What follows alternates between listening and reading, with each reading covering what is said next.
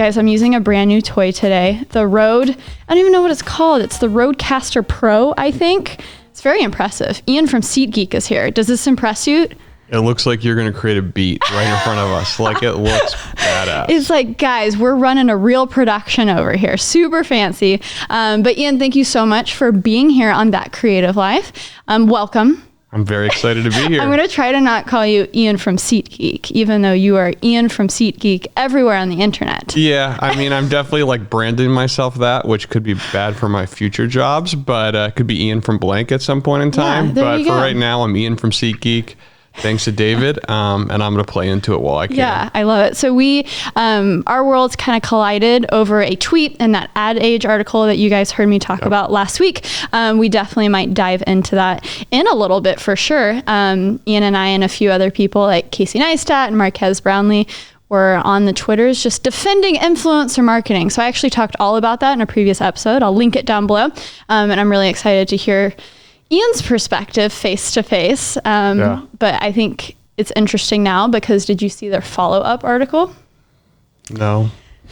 They literally posted another one that was complete opposite of Bob's. I called him Bob because I didn't want to call him out. Yeah. And it just refuted everything that he said. And they threw it in the opinion section. And that's why I'm like, these places, they have no credibility because they throw everything in the opinion and wait, that's not us. Yeah, there's no creative oversight. I mean, it's just like, I don't know, anybody can come up with any headline, but to say like categorically influencers don't work and then to cite the stuff that he cited, I thought was really disingenuous.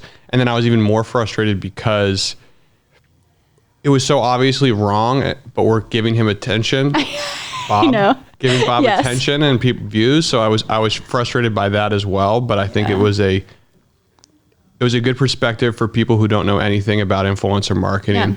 It gave us a platform to be like, hey guys, this might be a little taboo still, which is interesting because it's been around for a minute. Right. But yeah, it definitely allowed me to have a productive conversation with a lot of people. But guys, for people who don't know, Ian works with SeatGeek, which is, give us the spiel. Okay. I mean, the spiel is... David would say SeatGeek, David Dobrik would say SeatGeek is literally the easiest way to buy tickets. Use my promo code David for $20 off. With the biggest smile, like on the verge of laughing. Yeah. Hey guys. No, but SeatGeek is a ticketing app. We've been around for a little while. We're consistently the top ranked consumer ticketing app in the Apple Store. And then recently we've jumped into the enterprise business. So we actually ticket the Cowboys, the Saints, hey, I'm from Dallas. Pelicans. We can get you tickets. Dallas Cowboys. Hey, I'm from SeatGeek. Okay. We got that hookup. We ticket most of the MLS, the EPL, English Premier League. So I was employee 80. Wow. Now we are at almost 500. Wow. In 4 years. So it's been going very well. HQ'd in New York? Yep. So we've been moving around. I think we're on our 4th office in 4 years, but they got enough space, so we're not going to have to move this time. Yeah, awesome. So obviously how I heard about SeatGeek through all the YouTubers, Casey, David Dobrik. Recently, you guys worked with Cody Co to produce a music video. That was cool. It was so funny. And I kind of want to break down how these relationships happen, because there's not only a lot of creators in my audience, but a lot of industry folk who are kind of curious about the process and maybe how they can take some of your insights and bring them to their agency, bring them to their business. So first, let's talk about the Cody Co music video, because I looked it up. It has, as of right now, 3.4 million views. And it's just a hilarious music video. If you guys don't know who Cody Co is, he does a lot of great YouTube commentary, but what I like about him is he's creative. He makes his own stuff. And they do a lot of goofy rap music videos that have turned legit, which is so funny, right? So funny. And so how did this project come about? Did they come to you because now SeatGeek is, SeatGeek gives away cars and David's vlogs. Should we hit up Ian? Or are you actively reaching out and inspiring these creative ideas? Do they come to you? How did that one happen, Cody Co? So Cody Co and Noel, we started working with them about 3 years ago. And since then, I think with a lot of our partnerships, we try to lean into their creativity. So I wouldn't say I'm a creative genius. I am a marketer, but I also understand the people we work with are very creative and are going to come up with really strong ideas. So whenever we met with Cody Co. Noel, we always said, bring your craziest ideas to us. We want to be part with them. Same with all of our influencer community, whether it's David or someone else. We really believe the most authentic way a ad is going to get done is if the creator has the creative freedom to make it theirs. So with Cody Co., we knew they wanted to do a music video because we were actually out with them at, they came to a festival with us in Dallas, and they kind of teased this video and said, we wanted you to be a part of it. And I was kind of like, haha, no way they're actually going to follow up with us. And then they did. And we got pitched the idea, and I was like, this is really cool. We should probably be a part of this. I can't, like, my dream, I don't know if anyone's seen this, there's a Little Dicky music video back in the day where he pays for his music video while doing his music video. It's called Save That Money. So he literally is negotiating like every aspect of his music video. So I was like, this is the concept. Yeah. I sent them the video. I think they were already 2 steps ahead of me. Next thing I know, we were out in LA filming it with them for the same weekend as the award show. I'm blanking on the name. The Grammys? The recent one? The YouTube, Tana Mojo. Oh, Streamies. Streamies. And I love Streamies, and I love Josh, so I shouldn't have blanked on that name. But the Streamies. So we did it that weekend. But yeah, they came to us with the idea. We just said we need a couple things in it to make it work, the code.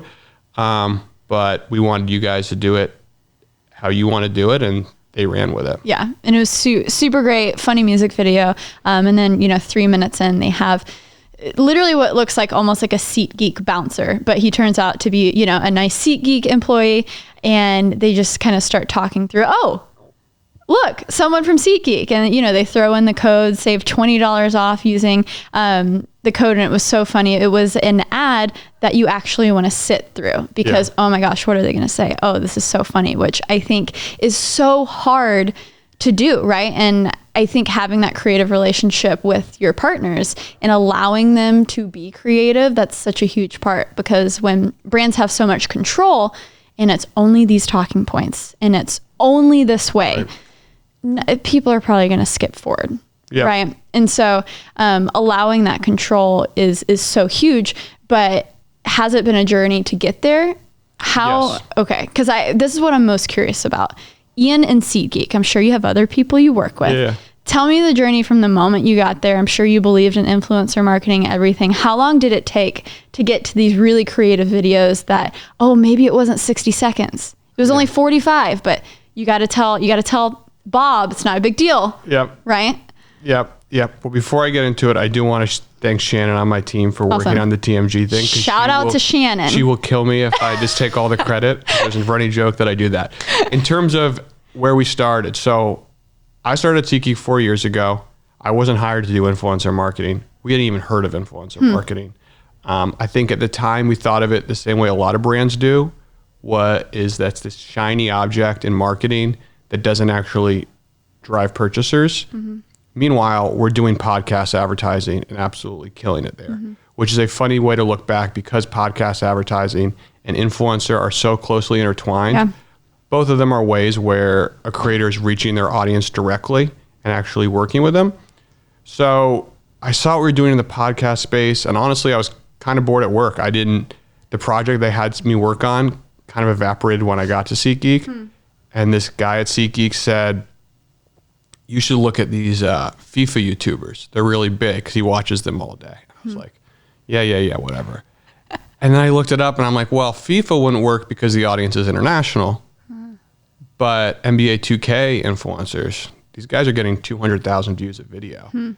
If that was a podcast, we'd sponsor that in a second. Yeah. I mean, if you're watching a guy play basketball, play video games, you probably care a lot about him and you care a lot about basketball. So little Ian just DMs these guys and says, hey, little Ian, hey, we'll give you free tickets to the Knicks game if you promote SeatGeek.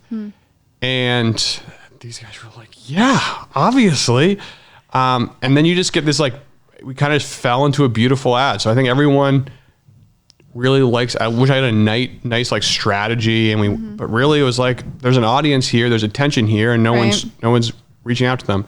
And so if you think about that ad, that's them going to a basketball game, bringing the live event experience to life, and then finishing it with thanking SeatGeek. And I think a lot of also brands don't think about the creator point of view, where they have great content now. Yeah. You're enabling creativity. So they now are they're giving their audience what, a front row seat at the Knicks game might look like. Yeah. So that's where we started. And that we did about 3 videos that first month back in 2016. We do about 150 videos a month now. Wow. We've hit allegedly 2.5 billion views across all the creators we worked with. We worked with about 1,000 people so far. Wow. And these partnerships are all really one-to-one. We don't work with an agency.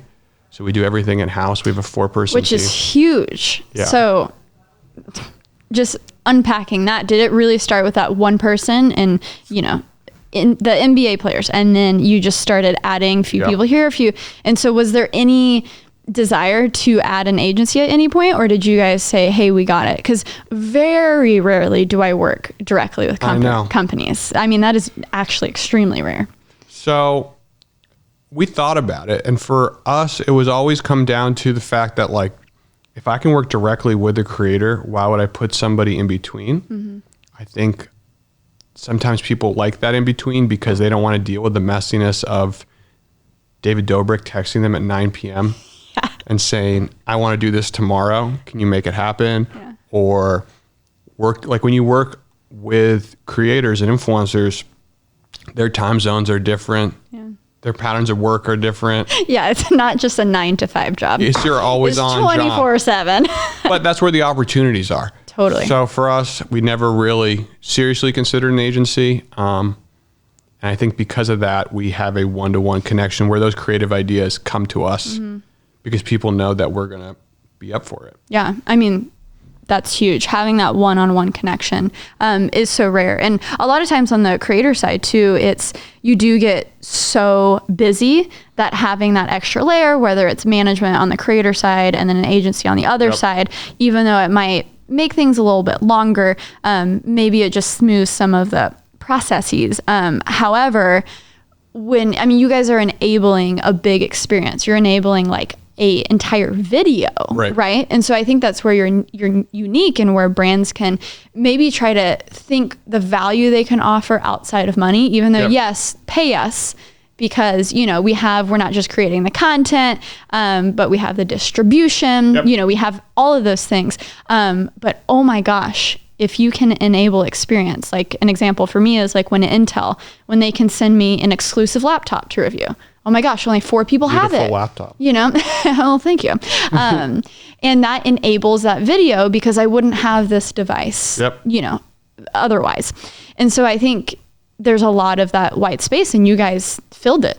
Yeah, right? And I think if you're a brand thinking about getting into influencer marketing, the question for you, I would say, is like, what community cares about your product the most? So for us, it was NBA 2K YouTubers. We didn't do a single cash deal for the first year. Wow. It was all ticket swaps. Yeah. Because we didn't know what we were doing. We had to learn. Yeah. We had to figure out what works. And so those ticket swaps were what works. But if you're a brand in a different category, I would really encourage thinking about looking at much smaller creators, but creators who are really going to care about your product to really hone in on how you want to do it. Because early on, we made the mistakes of it had to be a 30-second ad. You had to show our app demo the entire time. It had to really come off as an ad. Right. And that David changed that a lot because David refused to do that. And I didn't like that. Yeah. But I also hadn't given the more emotional appeal a chance yet. And I think because he forced our hand there, it really pushed the envelope on what we do. And we realized, okay, not everyone needs to hear about our deal score for the 1,000th time. Right. They're more interested in how that brand is supporting the creator. Exactly. And they feel that, right? You guys have become, we can talk about David Dobrik for a minute because, oh my gosh, he's crushing the game. If you guys aren't keeping up with him, he averages now 10 million views per video, if not more. Yeah. Which is PewDiePie levels. I mean, I don't think we've seen a creator hit that consistently in a while. Yeah. And so for you guys to have that relationship from the get-go is super powerful. Yeah. What was that first video that SeatGeek empowered? So I remember it pretty like it was yesterday. This guy on my team, Jeremy, reached out to David and he wanted to partner with him. And David said, yep, I want to buy my best friend tickets to the World Series when the Cubs were in the World Series. So this was a couple of years ago. And I was like, okay, sounds cool. We get on the phone with David and his agent. And David said, this is exactly how I want my ad to go. And I was like, well, no, we do it this way. And don't ever get on the phone with David Dobrik. Like, never do it. Because he will sell you on, you'll give up everything. So I was like, by the end of the phone call, I'm like, fine, we'll do it your way. Perfect. We're cool with it. We're so excited. Double the tickets. I came in acting like real hard. And it was pretty quick. Like, David was a force to be reckoned with. And he did the ad his way. And it worked. And then we think we've done 15 videos with them so far. We've given away 12 cars, tuition. I don't know. We've given away so much cash. Private jets. Yes. I mean, the thing about David is about 3 videos in, he pitched us. He said, and it was, in hindsight, it made a lot of sense. I'm going to make you guys a character in the videos. Yeah. So you're going to be more than just a brand. When people hear the word SeatGeek, they know something amazing is going to happen. Yeah. But not every time is it going to be tickets. And you have to trust me that my audience is going to recognize that this is going to work. Yeah. And this is before we did cars and telling my boss we're buying cars. And our ticketing company is... And guys, not just cars. I mean, these are Teslas, a Ferrari. Teslas. We just got Natalie a blue Bronco. Oh, which is beautiful. I mean... I think we're at 5 Mercedes. Are you guys going through the logistics of actually buying the car? Okay. David would love me to. Yeah. But you're just like, bro, we just got to cash a check and figure it out. Yeah. Because I imagine that's a little difficult. I imagine that would take some time. Yeah. I mean, I think I just like to keep it clean just because we're doing so much that I'd rather David figure it out. Like David and Casey wanted to go to the Mayweather-McGregor fight, and he wanted us to book the private jet, and trying to wrangle 10 YouTubers schedule after that moment with the private jet company, I said, I'm never doing this again. Which I'll say, in some cases, that's when agencies come in handy because they do that heavy lifting. Yeah. I'm not anti-agent. I'm the only thing I would say is if I would encourage brands, I think brands are to be more involved, right? I think people are just feel like they don't know what they're doing, so they're scared just to reach out. Totally. And I think that's a mistake because it's not rocket science. It's a human-to-human connection. And the minute you start outsourcing to an agency, when you reach out, I don't think they're going to tell your brand story as well as you are. They're definitely not going to negotiate as well as you are. And then you lose that connection. Totally. So from the get, was it him texting you and like, hey, car, or this XYZ, or was that relationship, did it take some time to develop? Yeah, it took some time. I think David lives second to second. So I think when David has a content idea, he stops at nothing to make it happen. And that's where I would never call us a producer, but we play the role of like the Cody Co video too, where a creator has an idea that they want to execute that is probably going to cost money. And it's a creative idea that they know that SeatGeek's going to support in terms of, so they'll call us. And so I think with David, he will come up with an idea that day and we want to be the place that he calls to get there. So it took some trust to be built in that we were easy to work with, in that we're not going to send really onerous creative points that he has to hit. And I will approve a video faster than you've ever seen a brand approve a video. If you text me at 10 p.m. at night, I'll have it approved by 10:05. Oh my gosh. That's just... What? that's just how we work. Makes me so jealous. I will say Squarespace has crushed it on the approvals for me. They're so quick, but they're the only ones that can turn it around in like maybe 3 hours. But I've never heard of 5 minutes. Well, I'm overhyping myself. Oh my gosh. But we move fast. That's, No, and that's why you guys are winning. I mean, yeah, because we're never going to be, candidly, we're never going to be the most money. We just aren't. But we're going to be easy to work with, and we're going to let you have a lot of creative freedom. And I think we understand our value prop, and creators now understand our value prop, which has allowed us for Cody Co and Noelle to say, okay, if we bring this cool idea to them, it's not going to become, you're not going to have 5 people on the email chain, an agency, a bunch of lawyers. You're going to work with Ian, Shannon, and Greg, and we're going to make it work. Yeah. I didn't think about the moment where it shifted from a experience that is directly associated with SeatGeek, like a game, to a car. Yeah. I didn't even think about that. Was that internally kind of a nightmare to convince some people that, oh, hey, SeatGeek will be associated with still excitement and fun and joy. It might just not directly correlate with like a game.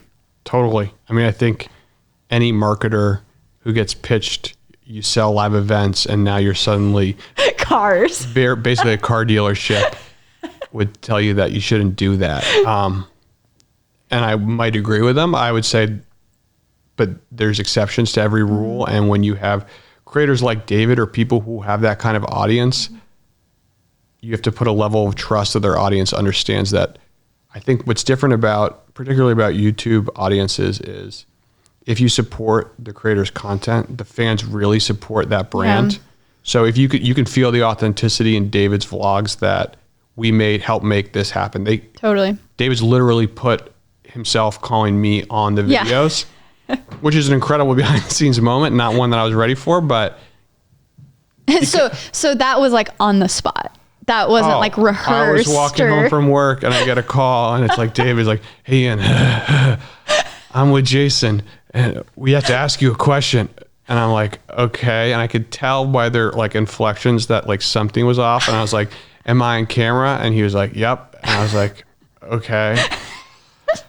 And then he just goes for it. But I think like it all goes back to like people understand that we're supporting David and letting these things happen. And even though we're not associated with cars, we're associated with David's content. Right. So I think that's like what the hump we had to get over internally. Definitely. But I could see a lot of people getting hung up on that and never being able to move forward. For the people out there who are maybe in an agency, or maybe they're trying to grow a brand with other people and work with a team, obviously SeatGeek sounds like a wonderful, open-minded place to work. But other people might not have the joy of the same atmosphere of being open to ideas, right? Totally. To even have that initial conversation. So outside of maybe just getting a new job, and maybe that is one option, what's some advice for people who are in it and might want to try out some new ways? Like, hey, affiliate marketing, influencer, maybe not doing the same TV ad we've done every year because we're throwing money down the drain. What's some advice you give to individuals and organizations that want their ideas out there, but maybe not a lot of people reciprocate? Does it have to be like, does the company have to have a culture first? No. I mean, I think it's tougher the more the company is set in its ways, I think it's harder. Yeah. I think influencer marketing, going back to that article, has become this like very polarizing buzzword that I think if you can break down what you're actually getting. So I think people don't understand properly that. So when we partner with David or Cody Co, we are getting someone to ideate an ad for us, to storyboard it, to film it, to act in it, and to distribute it. And to legitimize it. Like if you were to say that to a lot of traditional marketing folk, they'd say, "Are you crazy? That's insane. We need 6 agencies for that." Yeah, exactly. Yeah. And and the distribution too. No. And so I think that's what people don't understand. Or the other comparison I often make is like, imagine you're watching your favorite TV show, and in the middle of the TV show, the main actor turns around, looks into the camera, and says, "What you're about to see next wouldn't have been possible without SeatGeek." Like, I think it really helps people to get past that hump if you can really get into, like, break it down to what you're actually buying and get past this influencer word, because influencer now has become like very much associated with, like, I view like very Instagram influencer campaigns. Like the people with the teas that make you shit. Exactly. Yeah. Whereas I think YouTube is just, it's very similar. It's similar to podcasts in a lot of ways, like long form content. They have a dedicated audience. Yeah. I think if you break it down like that, that's a great place to start. And then the second thing I'd recommend is, so I'd break it down like that. And then I'd say, this is our most frenetic community on YouTube that I think I can reach. So for us, it was those 2K basketball players. I would like to think that each brand has a smaller audience they can reach, and then trying to do those ticket or product swaps. Yeah. Just provide value. Because, the people love the buzzwordy, like, micro influencers or stuff, but people who are, from 10K to 30K on Instagram, if you can provide value in the form of tickets or product or, XYZ, it doesn't necessarily have to be money. I mean, those people are just so excited, right? Because to them, it almost validates them, know? And so that can be the start of a really good relationship. Yep. And then the final thing is, how are you going to, ultimately the biggest enabler is if you can track purchasers, which is hard to do. Right. But if you can figure out a framework for influencer marketing, for us, it's the codes. Yeah. We know every day how many purchases we're driving. So if anyone says, why are you buying David his 5th Tesla? I can point to numbers and show that it's people working. Are using the David 20 or whatever it is. Yep. They're putting it into the website when they buy their tickets. They're getting $20 off. So it's more value from you guys, right? It's not just like a straight up ad, but it's also being like, hey, we're going to save you money, right? So people love to use CAC, customer acquisition cost, right? Yep. I know words. That's a word. That's a word. I don't know very many of those words. I'm really bad at that stuff. And so if you break that down, it's really costing SeatGeek maybe $20, and then, the fee broken down into all those people who used it from someone's vlog. And then once you get past that and you have a customer for life and they're going to SeatGeek for all their tickets, like, oh, well, that's a pretty good breakdown. Yeah. I mean and then you get these fun stats that I don't know what they're worth, but like, you just like, I think 3 of SeatGeek's top 25 Google searches include the word influencer in it, which is like interesting. So like, people are curious. Well, people are like SeatGeek David, SeatGeek Cody Co. Oh, because they want codes, and they just associate us with those influencers. Right, so we're driving a lot of organic searches to SeatGeek, and then I think there's like those are a bunch of like fun stats. But if you're able to show purchasers, that's the ultimate stat. Yeah.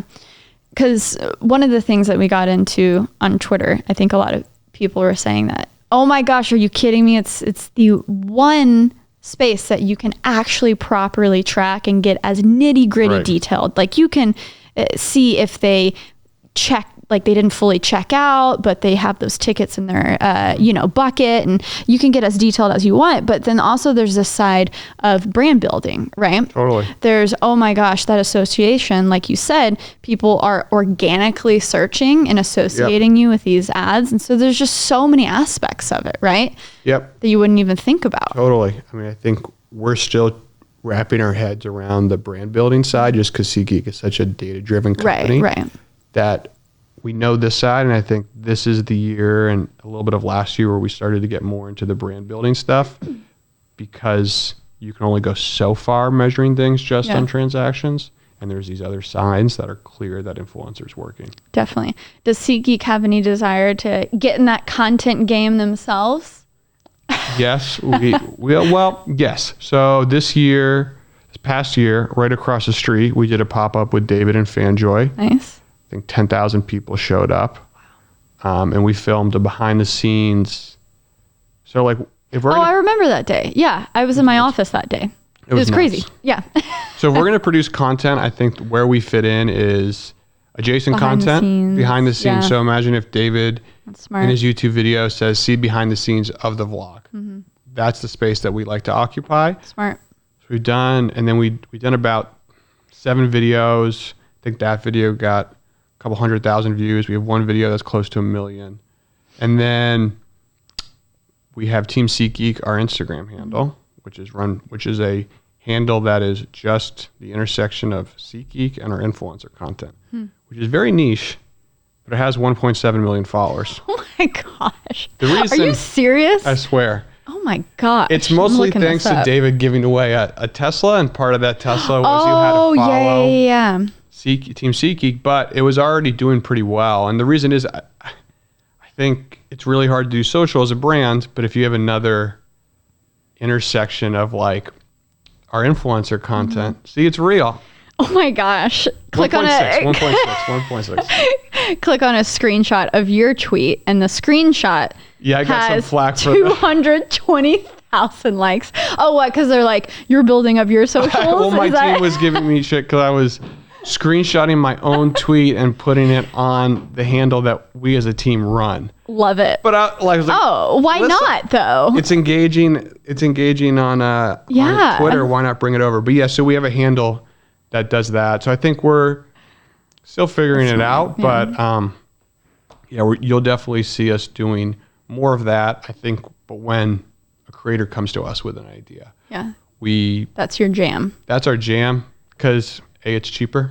Yeah, candidly, creators love it when you have their ideas. That's why influencer marketing is great, guys, because you get the production and distribution and the actors all in one. Exactly. Right? You're not buying ads on a platform. There's actually humans on the other end. Yeah. So if those humans want to do this cool idea and you say, well, we love the idea, we just need you to do this one thing for us. Right. You can get a really amazing ad together. Yeah. Oh, 100%.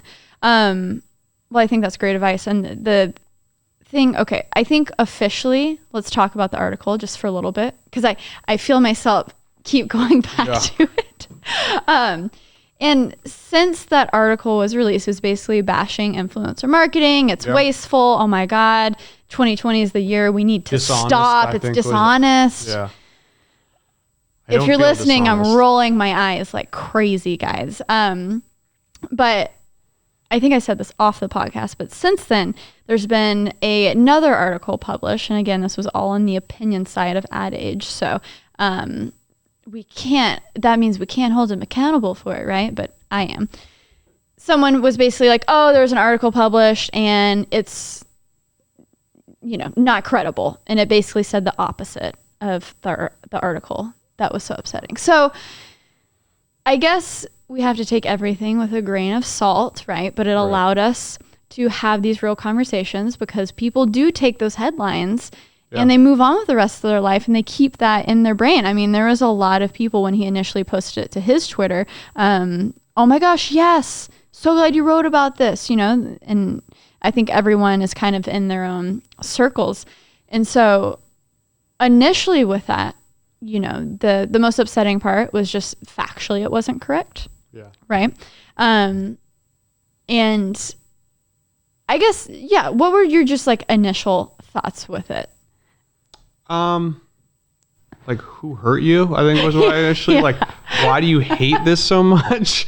It was just weird to me. I just never have I'm not that passionate. Like I don't have any passionate hate for any marketing channel. I think any marketing channel has some good stuff and some stuff you should stay away from. I know, because I felt silly getting so passionate about his article. I know, me too.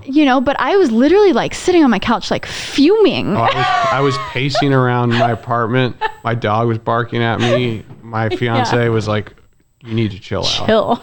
I was like, you don't understand. It's all lies. My boyfriend was the same. John was sitting next to me and like, Sarah, you're shaking? Why is your hand shaking? Chill. Yeah. I'm like, but you don't get it. Yeah. This is what he's saying. And it was so funny because I feel like I was one of the first that called it out. And so I felt kind of like, oh, should I delete it for a little bit? But then Marquez and Casey and and I was like, okay, I'm good. When Casey tagged me, I was like, all right. I'm going in. The Godfather's tagging me and I'm in. I'll do whatever you want. Yeah, I guess like it just felt like it was just like so, because there's like I think there's like a couple of things that everyone loves to point out with influencer.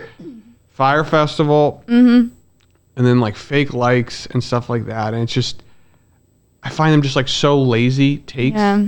Which is what he called influencer marketing, by the way. Because you could say that about any channel. And like, if you don't know, like, I mean this, I've never found the fake likes and fake follower things like has stood in the way of us doing influencer marketing. If you're smart enough, check engagement. you can see it. Like, just like look at the comments. Are they all Russian bots? Yeah. Like, are they all the same person? Go into Social Blade. Is did they get a weird jump with 1 million followers only getting 500 likes per picture? Yeah, like just come on, like give more faith in yourself that you're a good marketer. Like you don't need, and then like you're just gonna trust that Facebook views are all good. Yeah. Like oh my gosh. It was a place where I just didn't know where to start, and then I felt by even engaging on a one-to-one level, I was like, don't you hate that like by engaging in it, you're feeding into the beast? I know. That's what I felt a lot of when I think it was Gizmodo. They would always post, I think Gizmodo actually did a hit piece on Casey actually. But they do the same thing where this was kind of an isolated incident, but they trigger people because they know that gets engagement. I know. And so I was like, oh, I don't want to feed it. But this is like the one of 3 things I'm passionate about in life. I feel like I have to. Yeah, I'm sorry, Twitter. I'm Ian from SeatGeek. This is the only thing I'm born to do. I have no other content. Ian from SeatGeek, guys, come on. This is my moment. So I was like, yeah, it got me upset. But at the same time, a part of me is like, okay, as a selfish point of view, the more brands that are scared to do influencer marketing, the more territory, exactly, 100%. So I kind of had that conversation because we're still talking about the same things we talked about 3 years ago. A lot of these big brands are just still scared to do it. Credit to you because you've gotten a lot of really big brands, but I think there's a lot of brands who are hiring 3 agencies to figure out their influencer strategy. Right. Which is interesting because I think a lot of these brands, if they do what you're saying and they build a bridge with the influencer and they actually have those real conversations, you can find that, guys, a lot of these YouTubers are pretty smart. I think you figured out pretty quick that David knew what would work. Oh, and so if you maybe talk with the people who have that direct line and understand their audience the best, that's probably going to be better advice than any other agency you pay a bajillion-dollar retainer to, So it's like maybe work backwards. Maybe feel it out and then you can like go with an agency from there. But I think it's maybe in the tech space, it's been easier because, these products are, but I guess it's not easier to sell something that's expensive, but maybe there's more margin. They have more money to spend. I'm not sure. But I feel like the tech space has done very well with moving. I think creators push the tech space because the content is because Marquez and you have really pushed and like are into tech on its own. Right. You showed them what good marketing looks like. I think people forget, I think of any of these people, I couldn't imagine how hard it would be if you said, okay, Ian, you have to become a content creator now and make a name for yourself and market yourself. Right. All these marketers are suddenly like, that's what I wanted to tell this guy. It's like, try doing that and think you're a good marketer. Like I have millions of dollars. I have a 4-person team. I have a brand. I have a product. I'm much easier for me to understand marketing than I think a lot of these content creators. And it just really makes me mad when people disrespect the audiences that particularly YouTubers and podcasters have built because it's such a grind. It's so hard. It's the ultimate market. Yeah. It's a free market of trying to I think it's like when it's that open, that means that it's going to be more saturated. You have to do things that make you stand out. And it really is from a creator's perspective, it's a mix of luck too. I mean, the fact that I was obsessed with making videos in middle school 10 years ago, well, it gave me a leg up because I actually like the process of making videos. And then I discovered, oh, okay, I love talking about tech and but it really helps when you have that enjoyment of actually pressing the record button in editing, because that's the biggest hurdle. And probably the thing that takes the most time. David still edits his videos, it's a part of your brand and everything. Right. Meanwhile, we even at SeatGeek even do it. It's like to think about what we should say on social takes us and just forever. To write copy. Because it isn't second nature. It's not a reflex quite like it is for a content creator. Yeah. It's kind of, and that's when talking about finding genuine people. I mean, I think that's easy to sniff out when it's really an extension of themselves, right? If Yep. someone's trying to be someone they're not, just read a few posts, watch a few videos, you can pick that up. Yeah. I mean, I think that's where there's no, like the team spends a lot of time on, people get a lot of views, but those views don't always translate to purchasers. And so that's the hardest question we have is like, okay, this person's really big on YouTube right now. They're getting 4 million or a ton of views, but should we actually work with them? And it's not, there's an art more than a science, but we usually ask ourselves, what's their engagement rate like? Did their audience follow them to different platforms? Yeah. Is their content super clickbaity? Yeah. Is their like thumbnail like super saturated and looks like it's aimed just for 6-year-olds? Yeah. Like these are all questions. I mean, this is good though, because these are things that you're giving practical tips. You got to look at the audience. You have to look at the engagement. What audience are they appealing to? Because hey, 6-year-olds don't have their own credit cards. Okay, Nope. Start there. And then I think the whole thing of like following to different platforms is huge, because it means, are they actual fans of this person, or Right. are they coming for the clickbaity titles where one video has 500K views Right. and the other has 2,000? Weird. There's no consistency, right? Right. So there's definitely things to look for. And with, I had a point. Oh no, it was a good point. Where did it go?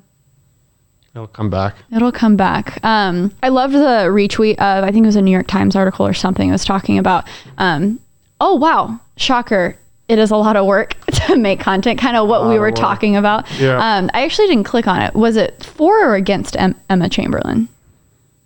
Or was she just the title of it? It was, I believe, it's a while ago. I believe it was a profile of like unpacking Emma Chamberlain's life and day and how hard she works. And I thought it was just funny that It was such a shock to people. I get why it happened because that influencer word has become, but it's like, dude, these people are producing shows that are more than like cable TV shows by themselves. I've seen David. I know how hard that guy works. Yeah. He's working nonstop. He's editing his videos nonstop. I've been around Cody Ko, Noel, a lot of different creators, and they put so much work into it. Because think about it. You have a 1, sometimes 2-3 person team doing the job of a media company. They're mini media companies. Meanwhile, they're managing their merch and their other business, their ads, their podcasts. And so I think that was funny. I think Mr. Beast commented on it, which is why I got a lot of exposure on that one. Mr. Beast, what a legend. Yeah, that was cool. Who are the people you're looking at now that might be the next Emma Chamberlain, or maybe they don't have? Oh, this is the point I was going to make. What I found with in terms of engagement and really converting sales is sometimes that view count isn't the most important, and that there could be someone who gets consistently 10,000 views, and those 10,000 followers are looking to this person for what they're going to buy next, right? And so that's something to look at as well. But do you watch anyone personally? I watched David. I've watched Casey for a while. You may not know this guy, Pat McAfee. He was a podcaster who I'm close with, played in the NFL. Awesome. Started his own company. Now he's a big YouTube channel for sports stuff. Do you have your eyes on anyone? Any TikTokers that are appealing? Figured out TikTok. Our newest partners are Kian and JC. Okay. Oh yeah. Who came to us with a cool idea. They have the Reality House. Yeah. So we're the official sponsor of the Reality House. Love it. And the Reality House, I think, is basically like a Big Brother-esque production, but with YouTubers. So that was like I think we're looking for any ways to up-level our content. We work with these guys, Too Hype, Christopher London, Jezzer the Laser, a couple other guys. They're actually the first people I referenced we worked with. And we just built last year a basketball court in their backyard. So it's our first like court sponsorship. Love that. So those are the things that we're looking at. That's like the pitches we get are crazy. Yeah. Yeah, I mean, in terms of next creators, we're always looking for new creators. Yeah. Do you watch TikTok at all? I love TikTok. Yeah, I'm a consumer of it. I just don't. Yeah, but that makes me on feel it. like I'm an old. Like it's like I'm at the stage where I'm like, I'm never gonna post a TikTok, but I'll watch it, which is like how my mom would say about Instagram. Right. She'd be like, I love Instagram, but I'll never post. Right. But the problem is the algorithm is too good. Yeah. It's too good. Well, see, okay, I wanted to ask you about this because I got on this back and forth with Hank Green, and he's going to be on the podcast soon, which is very exciting. He's like an OG, you know, he created VidCon, Okay. OG YouTuber, Yep. author, huge, the Green brothers. And we were talking about TikTok and how it's so algorithmically driven. Mm-hmm. We think that, you know, it might be harder for creators to actually make a living on there Yep. because you open TikTok, you're not watching the content of the people who you follow, Yep. which has been the traditional model, right? Yep. So you go there, you get served anything and everything. Mm-hmm. They surface their own ads from companies who are paying TikTok directly. Yep. And there might, you know, there is a way to link out to Instagram and YouTube from the profile, but people have to do that extra action, clicking on the profile, checking out the creator. Yeah. So what are your thoughts on it? Do you think brands are going to go in there via influencer, or I think they're setting it up to where they're just going to skip that as a whole, just do the paid media via TikTok because it is so algorithmic. And I'm rambling now, and because of that, I feel like creators that are big on the platform are going to start to be discouraged if they're not making money, and they're just going to hop to the other platforms where they can make money. Yeah. If I were to predict the future, I would say YouTube is always, at least for the near future, is always going to be where people push back to. Yeah. Because that's where the money is. That's where the real audiences are. I think that's a true test for a creator, is if you can have a YouTube channel, because it's really hard. In terms of where I see TikTok going, right now I see a lot of dogs. That's what my algorithm gets me. Dogs and babies doing that. It's babies. And it's like that one voice modulator that makes you sound like you're talking to your mom.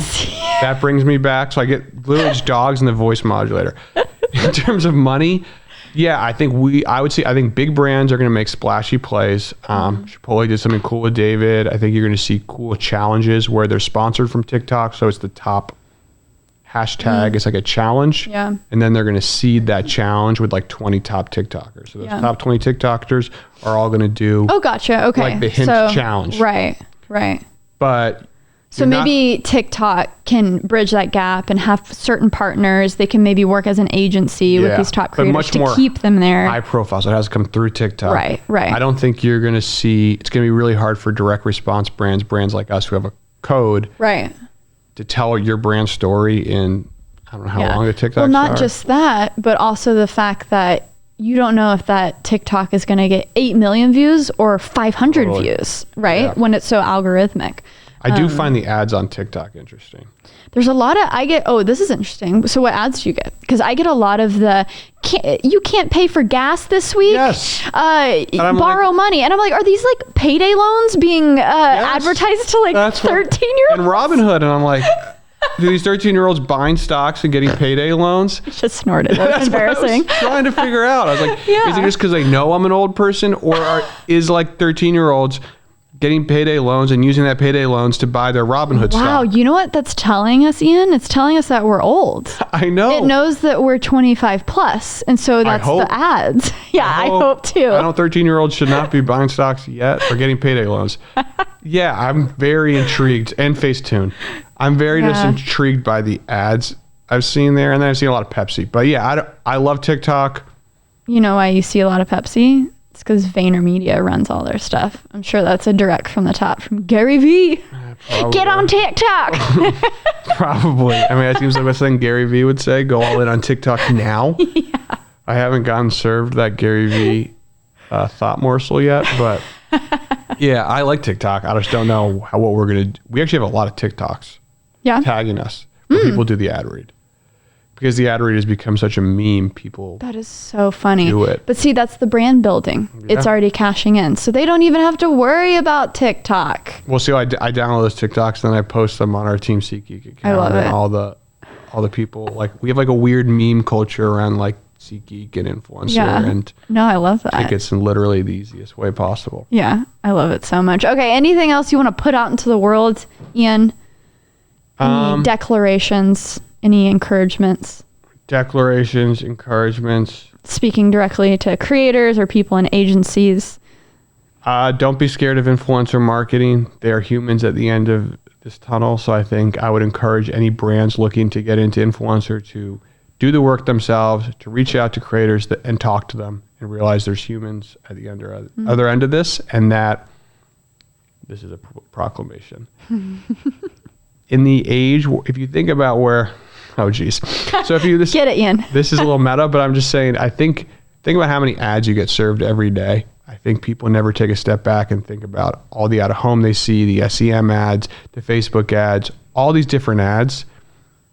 The stuff that is breaking through the clutter, in my opinion, is authenticity, which is very cliche, but where the authenticity right now is on YouTube, these people building businesses and talking to their audiences directly.